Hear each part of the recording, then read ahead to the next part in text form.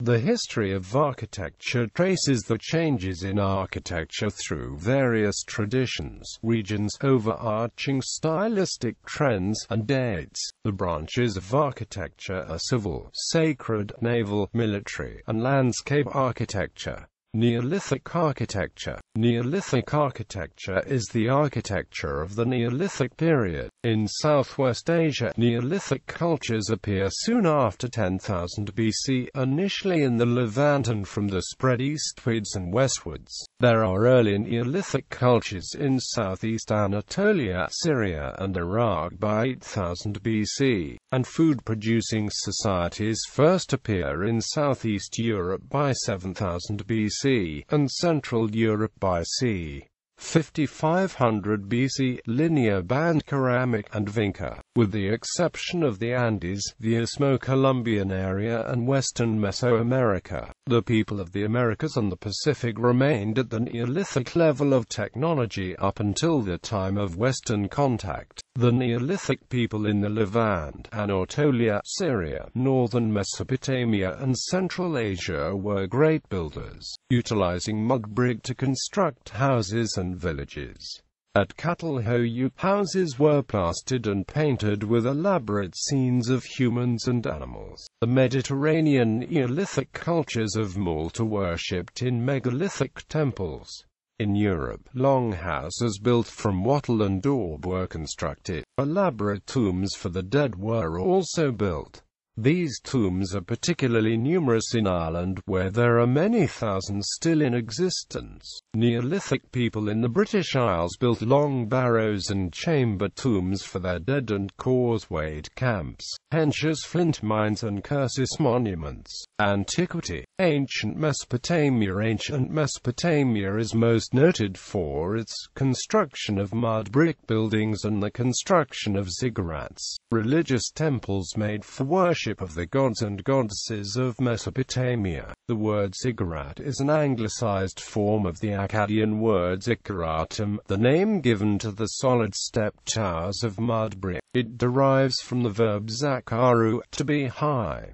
The buildings are described as being like mountains linking earth and heaven. The ziggurat, excavated by Leonard Woolley, is 64 by 46 meters at base and originally some 12 meters in height with 3 stories. It was built under Ur-Nammu and rebuilt under Nabonidus when it was increased in height to probably 7 stories. Ancient Egyptian architecture. In ancient Egypt and other early societies, people believed in the omnipotence of gods, with many aspects of daily life carried out with respect to the idea of the divine, the supernatural, and the way it was manifest in the mortal cycles of generations, years, seasons, days and nights.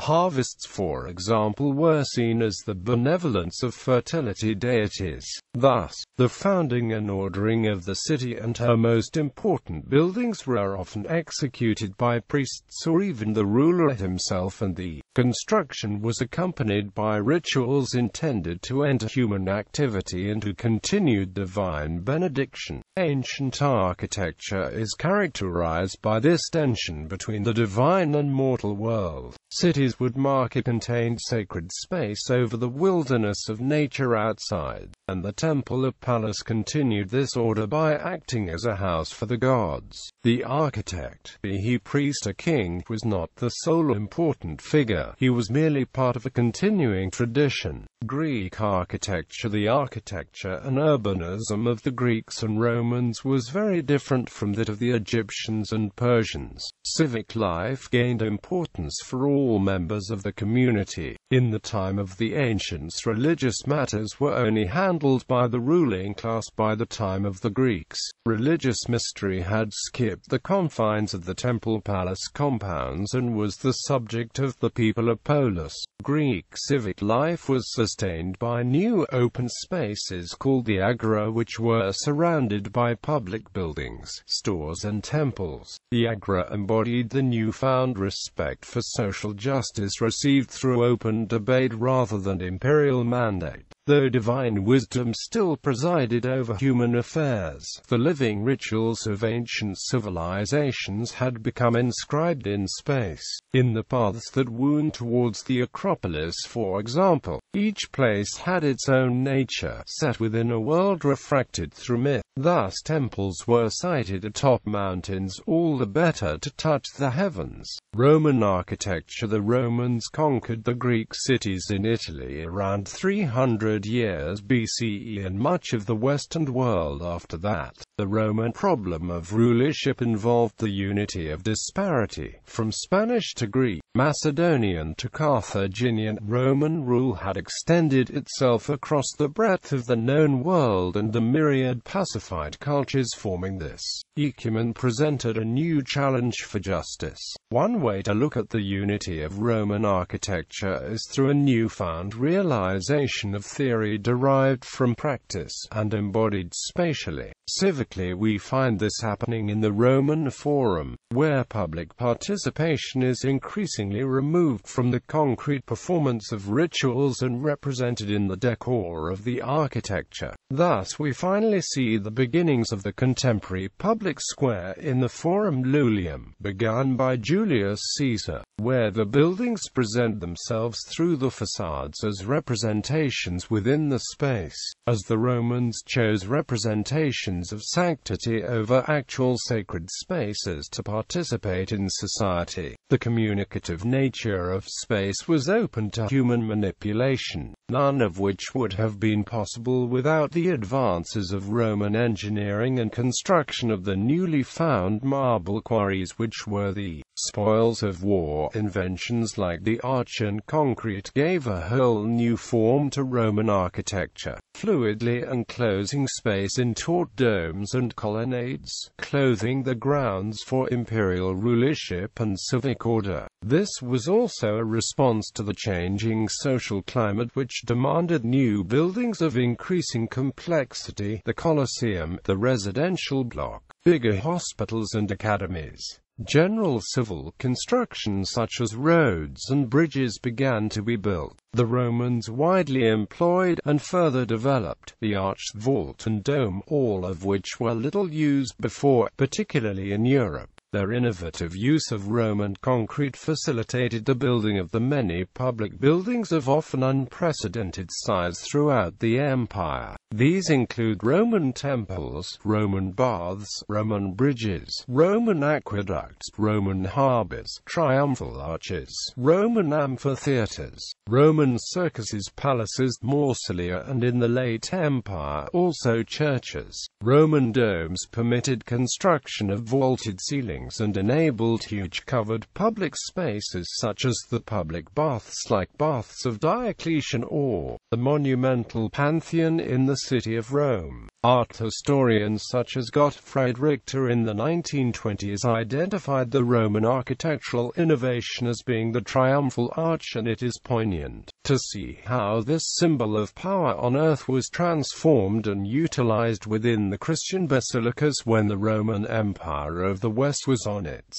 last legs. The arch was set before the altar to symbolize the triumph of Christ and the afterlife. It is in their impressive aqueducts that we see the arch triumphant, especially in the many surviving examples, such as the Pont du Gard, the aqueduct at Segovia, and the remains of the aqueducts of Rome itself. The survival is testimony to the durability of the materials and design. Byzantine architecture. The Byzantine Empire gradually emerged as a distinct artistic and cultural entity from the Roman Empire after AD 330, when the Roman Emperor Constantine moved the capital of the Roman Empire east from Rome to Byzantium. The empire endured for more than a millennium, dramatically influencing medieval and Renaissance-era architecture in Europe, and, following the capture of Constantinople by the Ottoman Turks in 1453, leading directly to the architecture of the Ottoman Empire. Early Byzantine architecture was built as a continuation of Roman architecture. Stylistic drift, technological advancement, and political and territorial changes meant that a distinct style gradually emerged which imbued certain influences from the Near East and used the Greek crossplan in church architecture. Buildings increased in geometric complexity. Brick and plaster were used in addition to stone in the decoration of important public structures. Classical orders were used more freely. Mosaics replaced carved decoration. Complex domes rested upon massive piers, and windows filtered light through thin sheets of alabaster to softly illuminate interiors.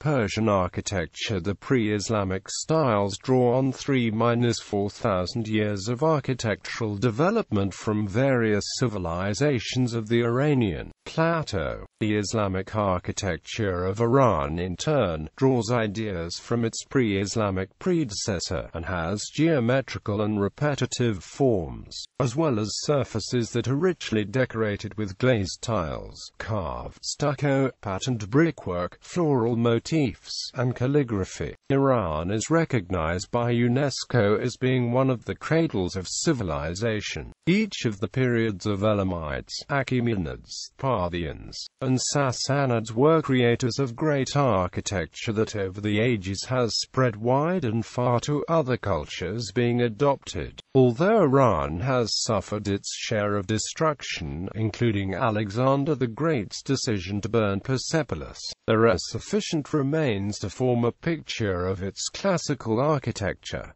The Achaemenids built on a grand scale. The artists and materials they used were brought in from practically all territories of what was then the largest state in the world. Pasargadae set the standard. Its city was laid out in an extensive park with bridges, gardens, colonnaded palaces and opened column pavilions. Pasargadae, along with Susa and Persepolis, expressed the authority of the King of Kings. The staircases of the latter recording in relief sculpture the vast extent of the imperial frontier. With the emergence of the Parthians and Sassanids there was an appearance of new forms. Parthian innovations fully flowered during the Sassanid period with massive barrel-vaulted chambers, solid masonry domes, and tall columns. This influence was to remain for years to come. The roundness of the city of Baghdad in the Abbasid era, for example, points to its Persian precedents such as Firuzabad in Fars.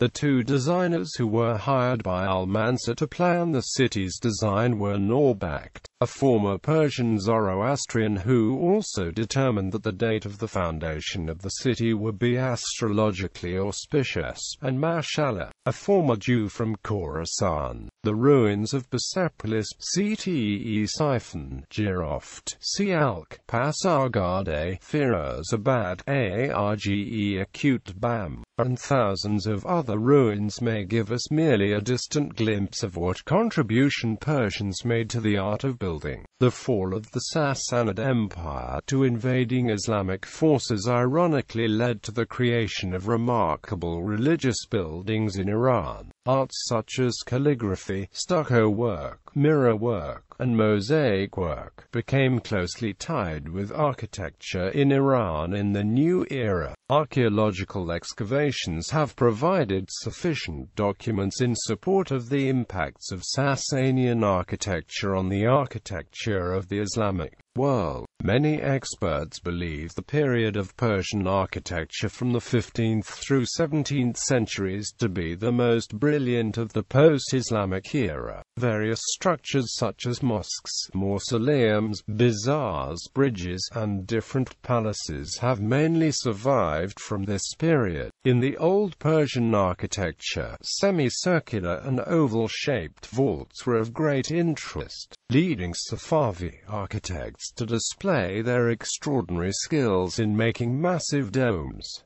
In the words of D. Huff, a German archaeologist. The dome is the dominant element in Persian architecture. Domes can be seen frequently in the structure of bazaars and mosques, particularly during the Safavi period in Isfahan. Iranian domes are distinguished for the height, proportion of elements, beauty of form, and roundness of the dome stem. The outer surfaces of the domes are mostly mosaic-faced and create a magical view. Safavi Isfahan tried to achieve grandeur in scale knowledge about building tall buildings with vast inner spaces. However, the quality of ornaments was decreased in comparison with those of the 14th and 15th centuries. The great mosques of Khorasan, Isfahan, and Tabriz each used local geometry, local materials, and local building methods to express in their own ways the order, harmony, and unity of Islamic architecture. And thus when the major monuments of Islamic Persian architecture are examined, they reveal complex geometrical relationships, a studied hierarchy of form and ornament, and great depths of symbolic meaning. Islamic architecture. Islamic architecture has encompassed a wide range of both secular and religious architecture styles from the foundation of Islam to the present day, influencing the design and construction of buildings and structures within the sphere of Islamic culture. Some distinctive structures in Islamic architecture are mosques, tombs, palaces and forts. Although Islamic architects have of course also applied the distinctive design precepts to domestic architecture, the widespread and long history of Islam has given rise to many local architectural styles, including Abbasid, Persian, Moorish, Timurid, Ottoman, Fatimid, Mamluk, Mughal, Indo-Islamic, Sino-Islamic and Afro-Islamic architecture. Notable Islamic architectural types include the early Abbasid buildings,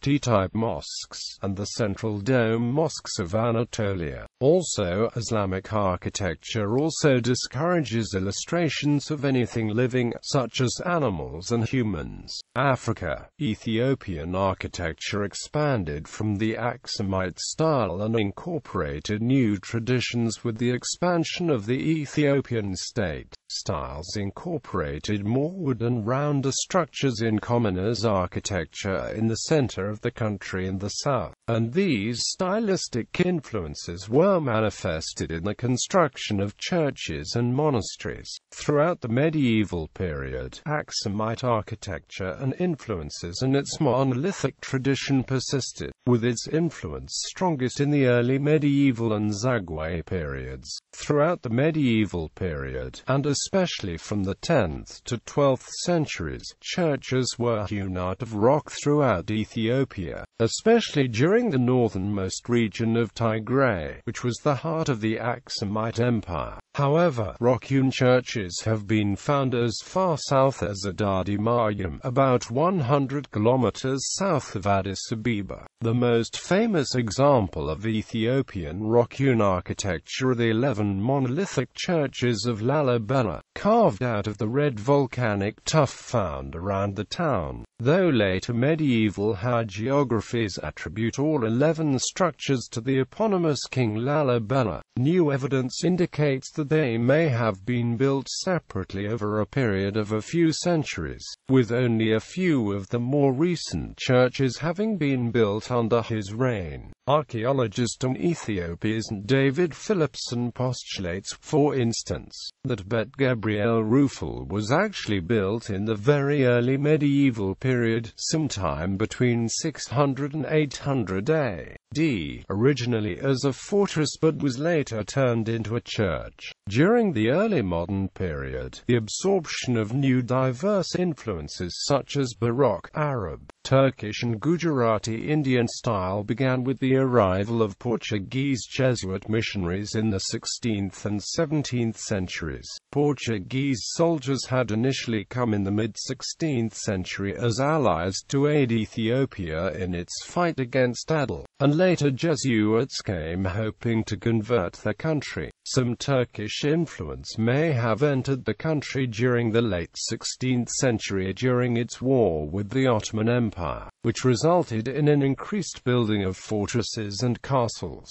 Ethiopia, naturally easily defensible because of its numerous ambers of flat-topped mountains and rugged terrain, yielded little tactical use from the structures in contrast to their advantages in the flat terrain of Europe and other areas, and so had until this point little developed the tradition. Castles were built especially beginning with the reign of Sasa Dengel around the Lake Tana region, and subsequent emperors maintained the tradition, eventually resulting in the creation of the Fasil Gebi in the newly founded capital, Gondar. Emperor Susanoo converted to Catholicism in 1622 and attempted to make it the state religion, declaring it as such from 1624 until his abdication. During this time, he employed Arab, Gujarati, and Jesuit masons and the styles, as well as local masons, some of whom were Beta Israel. With the reign of his son Fasilides, most of these foreigners were expelled, although some of their architectural styles were absorbed into the prevailing Ethiopian architectural style. This style of the Gondarian dynasty would persist throughout the 17th and 18th centuries especially, and also influenced modern 19th century and later styles. Great Zimbabwe is the largest medieval city in sub-Saharan Africa. By the late 19th century, most buildings reflected the fashionable European eclecticism and picturesque Mediterranean, or even Northern European, styles. In the Western Sahel region, Islamic influence was a major contributing factor to architectural development from the later ages of the Kingdom of Ghana. At Kumbi Sala, locals lived in domed-shaped dwellings in the king's section of the city, surrounded by a great enclosure. Traders lived in stone houses in a section which possessed 12 beautiful mosques, as described by al-Bakri, with one centered on Friday prayer. The king is said to have owned several mansions, one of which was 66 feet long, 42 feet wide, contained 7 rooms, was 2 stories high, and had a staircase, with the walls and chambers filled with sculpture and painting. Sahelian architecture initially grew from the 2 cities of Djenné and Timbuktu. The Sankore Mosque in Timbuktu, constructed from mud on timber, was similar in style to the Great Mosque of Djenné. The rise of kingdoms in the West African coastal region produced architecture which drew on indigenous traditions, utilizing wood. The famed Benin city, destroyed by the punitive expedition, was a large complex of homes in coarse clay, with hipped roofs of shingles or palm leaves. The palace had a sequence of ceremonial rooms, and was decorated with brass plaques. Southern Asia. Indian architecture encompasses a wide variety of geographically and historically spread structures, and was transformed by the history of the Indian subcontinent. The result is an evolving range of architectural production that, although it is difficult to identify a single representative style, nonetheless retains a certain amount of continuity across history. The diversity of Indian culture is represented in its architecture. It is a blend of ancient and varied native traditions, with building types, forms and technologies from West and Central Asia, as well as Europe. Architectural styles range from Hindu temple architecture to Islamic architecture to Western classical architecture to modern and postmodern architecture. India's urban civilization is traceable originally to Mohenjo-Daro and Harappa, now in Pakistan. For then on, Indian architecture and civil engineering continued to develop, manifesting in temples, palaces and forts across the Indian subcontinent and neighboring regions. Architecture and civil engineering was known as Sthapatya, literally, the art of constructing. The temples of Aihole and Patadakal are the earliest known examples of Hindu temples. There are numerous Hindu as well as Buddhist temples that are known as excellent examples of Indian rock-cut architecture. According to J.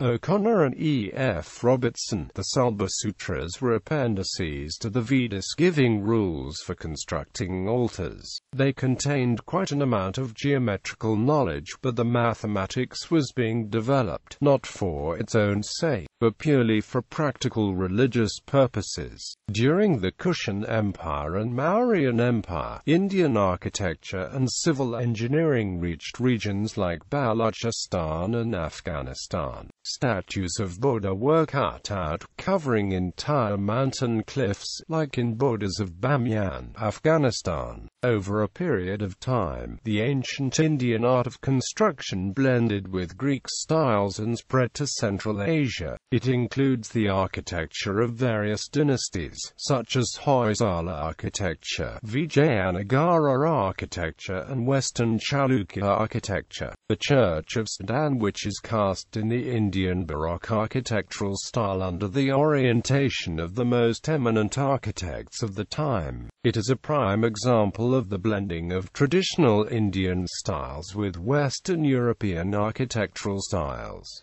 Buddhist architecture, Southeast Asia, architecture of the Khmer Empire, Indonesian architecture. The architecture of Indonesia reflects both the cultural diversity of the region and its rich historical inheritance. The geographic position of Indonesia means a transition between the culture of Asian Hindu Buddhism architecture and animistic architecture of Oceania. Indonesian wide range of vernacular styles is the legacy of an Austronesian architectural tradition characterized by wooden pile dwellings, high-pitched roofs and extended roof ridges. The temples of Java, on the other hand, share an Indian Hindu-Buddhist ancestry, typical of Southeast Asia, though indigenous influences have led to the creation of a distinctly Indonesian style of monumental architecture. Gradual spread of Islam through the region from the 12th century onwards creates an Islamic architecture which portray a mixture of local and exotic elements.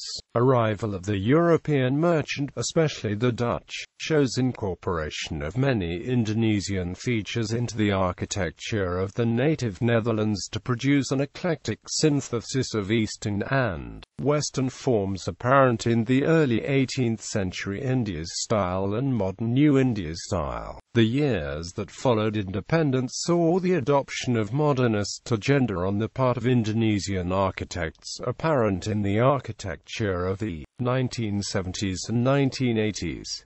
Oceanic architecture.